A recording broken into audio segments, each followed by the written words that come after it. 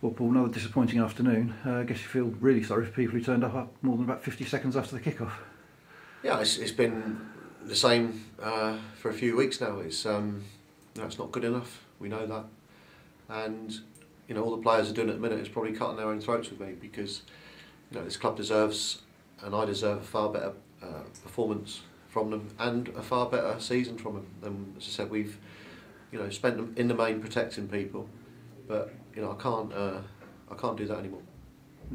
Just the start, you didn't want conceding a goal inside the first minute.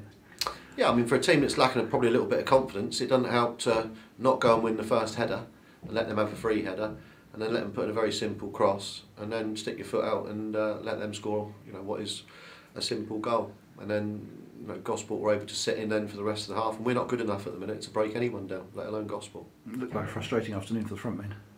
Thought they were poor. Thought Dundas and Fitchett were poor. Thought the wide men were poor. Thought Gomez was poor. And I thought in the first half we did okay at the back, but okay. Yeah, and then second half plenty of pressure, but didn't really get following on from that. Didn't really create anything clear cut. No, we huffed and puffed. I don't, whether it's a lack of ability, they're trying, but the fact is that I could still try, you could still try, Clive Baxter could still run around, and they're paid decent money here to have ability to change games and do things, and that's another dreadful home performance.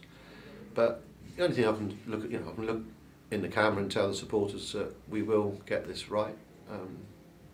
That will have to start, I'm afraid, from July the 7th when we come back, and I will bring in personnel that will change this current malaise around.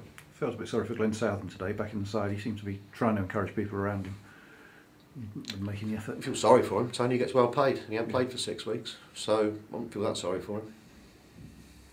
Okay, but he seems to be really trying. I'll give Glenn a 6, maybe 6 to a 7, and he was our best player.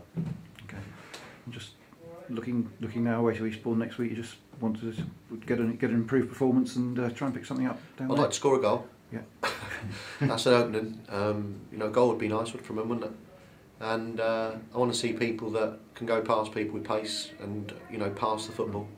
And listen, I can make all the excuses again. Another windy day here, very, very bumpy pitch again. They won't be able to use that excuse next season because we're going to have a brilliant pitch. So let's see what excuses they come out with after that. But at the minute, we've got to go to Eastbourne. We've got to get together again this week.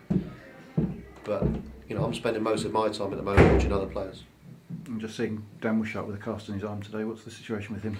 Well, he was brave enough to take the cast off last night and make himself available for the bench, but I couldn't bring him on. I watched him in the warm-up, and every time anyone went towards his arm, you could see that it looked like it could be a problem. But Dan broke his hand last week playing against Stortford, and or Hazelden, I think it was. So yeah, I mean, again, limited availability, but there's still 11 to 14 good players. Well, they're supposedly good players out there, and at the moment, there's a lot of reputations going down the shredder here.